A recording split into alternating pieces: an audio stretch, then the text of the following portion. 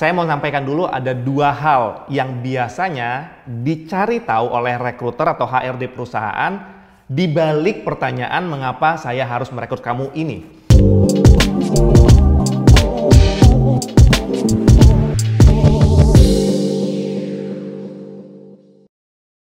Hai, gua Kobi dan selamat datang di Career Insight. Career Insight kita kali ini akan membahas sebuah pertanyaan, yaitu mengapa saya harus merekrut kamu. Nah, ini pertanyaan yang biasanya dilemparkan oleh HRD perusahaan di saat interview mendekati akhir dari proses interview tersebut. Pertanyaannya adalah mengapa saya harus merekrut kamu. Nah, untuk teman-teman job seekers di luar sana, penonton Career Insight kali ini, saya mau sampaikan dulu ada dua hal yang biasanya dicari tahu oleh rekruter atau HRD perusahaan di balik pertanyaan mengapa saya harus merekrut kamu ini. Yang pertama adalah mereka ingin tahu sejauh mana kamu tahu tentang perusahaan yang tempat kamu melamar ini, seberapa jauh kamu tahu skill set kamu, apa yang cocok untuk perusahaan ini, apakah sesuai dengan kebutuhan yang dicari oleh perusahaan ini. Itu yang pertama. Yang kedua, HR atau HRD juga ingin tahu apakah kamu mengenal dirimu sendiri. Sejauh mana kamu tahu kelebihan dan kekuranganmu. Sejauh mana kamu percaya bahwa kamu adalah orang yang terbaik untuk posisi ini. Jadi dua hal ini yang menjadi poin utama biasanya yang dicari oleh HRD perusahaan saat mereka melemparkan pertanyaan mengapa kami atau saya harus merekrut kamu. Oke. Untuk menjawab pertanyaan ini, ada beberapa hal yang perlu teman-teman pencari kerja, job seeker, atau penonton video ini catat. Yang pertama, kamu sampaikan apa yang kamu tahu sedetail-detailnya berdasarkan hasil riset yang sudah kamu lakukan terhadap perusahaan tersebut. Contohnya, kalau kamu melamar ke sebuah perusahaan yang bergerak di bidang FMCG, kamu minimal harus tahu produk apa yang mereka hasilkan. Kamu minimal harus tahu merek apa yang ada di bawah perusahaan mereka.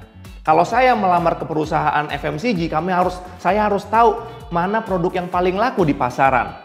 Saya harus tahu mana produk yang baru launching di perusahaan tersebut. Dan saya juga harus tahu apa yang bisa saya lakukan berdasarkan skill set saya untuk meningkatkan penjualan, meningkatkan produktivitas, meningkatkan apapun itu yang bisa ditingkatkan di perusahaan FMCG tersebut. Jadi hasil risetmu itu sangat menentukan untuk pertanyaan ini. Yang kedua yang bisa kamu lakukan adalah highlight atau fokuskan kepada skill setmu yang berhubungan langsung dengan tadi hasil risetmu terhadap perusahaan tersebut. Contoh, kalau saya melamar untuk posisi sales di perusahaan yang FMCG tadi, saya akan kasih tahu bahwa saya punya skill untuk menjual produk-produk bayi, contohnya gitu.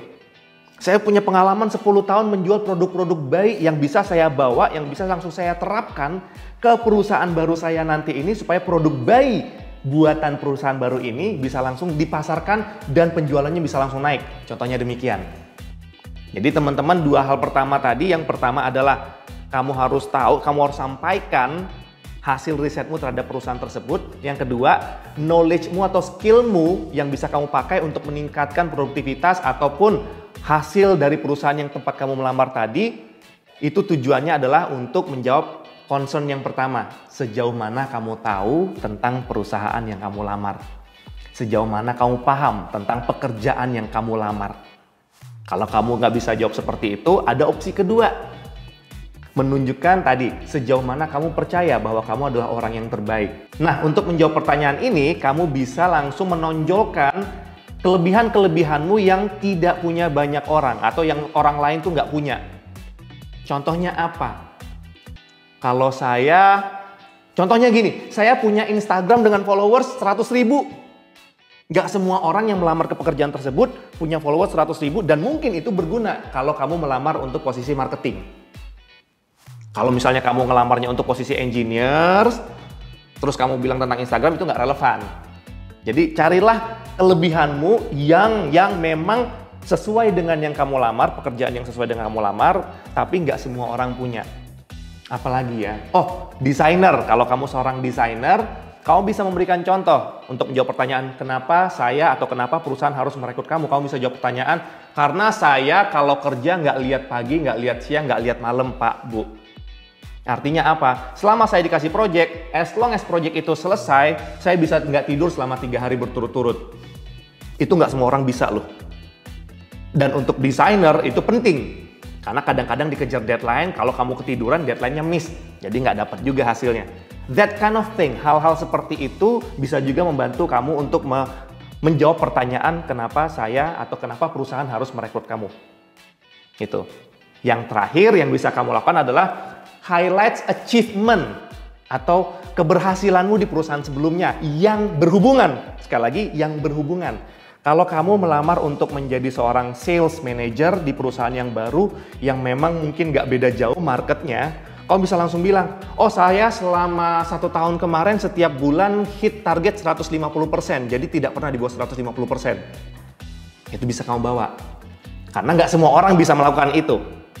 Itu achievement yang sudah kamu lakukan di perusahaan kamu, di pekerjaan kamu sebelumnya yang relate, yang berhubungan dengan lowongan yang kamu lamar. Gitu ya. Jadi ada 4 hal yang bisa kamu lakukan, kita bagi menjadi 2 untuk menjawab dalam hal pengetahuan kamu terhadap perusahaan tadi dengan hasil risetmu terhadap perusahaan tersebut dan skill-skillmu yang bisa kamu bawa yang berhubungan dengan perusahaan tersebut. Yang kedua, kelebihanmu. Hal-hal unik tentang dirimu yang kamu miliki yang nggak semua orang bisa, yang nggak semua orang mampu melakukan. Yang ketiga, yang terakhir, yang keempat adalah achievement, penghasilanmu atau pencapaianmu di pekerjaan sebelumnya yang memang juga sulit untuk dicapai oleh banyak orang. Nah, ada beberapa jawaban yang tidak boleh dijawab atau digunakan untuk menjawab pertanyaan kenapa perusahaan harus meng-hire kamu atau mengambil kamu, merekrut kamu. Ya. Jawaban seperti apa yang tidak boleh dipakai? Yang pertama, saya orangnya rajin, saya orangnya pekerja keras. Jawaban-jawaban klise seperti itu tidak menjawab sama sekali. Karena apa? Karena kualitatif itu, kualitas hidup yang kamu bilang kamu rajin, kamu pekerja keras, semua orang juga ngerasa kayak gitu. Justru aneh nggak sih kalau ada orang menjawab, kenapa perusahaan harus rekrut saya? Karena saya males. Itu aneh. Jadi kalau yang tadi jawabannya saya males, kenapa perusahaan harus hire saya? Karena saya rajin, karena saya bekerja keras, itu nggak boleh dipakai. Gitu. Yang berikutnya, jawaban-jawaban yang sombong, jangan dipakai. Contohnya apa? Ya kan Bapak yang manggil saya interview, harusnya Bapak dong yang ngasih tahu saya kenapa saya harus di-hire. Itu juga jangan. Itu juga jangan, kecuali kalau kamu pengen ngelamar jadi petarung UFC. Berantem langsung di tempat. Jadi jangan dipakai ya. Ya, jawaban yang berikutnya yang nggak boleh dipakai kalau misalnya mendapati pertanyaan kenapa saya harus merekrut kamu adalah karena saya punya orang dalam. Nah, itu juga nggak boleh.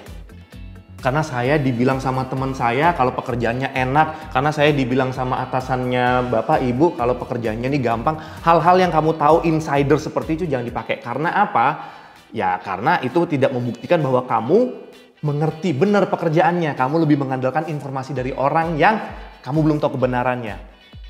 Jadi, 4 hal tadi bisa kamu lakukan ya. Yang pertama, beritahukan hasil risetmu tentang perusahaan tersebut yang kamu sudah tahu. Yang kedua, skill setmu yang kamu sudah yakin tahu persis cocok dengan lowongan itu apa. Yang ketiga, kelebihanmu yang nggak punya orang lain juga, yang mungkin jarang orang yang bisa melakukan. Contohnya tadi apa? Instagrammu 100.000 followers, kamu bisa nggak tidur 3 hari, kamu bisa fokus ngerjain kerjaan. Mungkin kamu bisa bilang, saya jomblo Pak Bu, jadi saya nggak punya gangguan sama sekali kalau lagi bekerja, itu juga bisa. Yang terakhir adalah achievement, pencapaian di perusahaan sebelumnya yang sangat relevan. Oke, buat teman-teman pencari kerja, job seekers di luar sana, dan penonton Karir Insight Recruit, jangan lupa subscribe ke channel kita untuk dapetin ilmu-ilmu lainnya tentunya tentang karir, tentang peningkatan pekerjaan kamu dan penghasilanmu ya. Kalau misalnya ada pertanyaan lain langsung aja komen di bawah dan good luck untuk interviewnya. Sampai ketemu lagi di Karir Insight Recruit.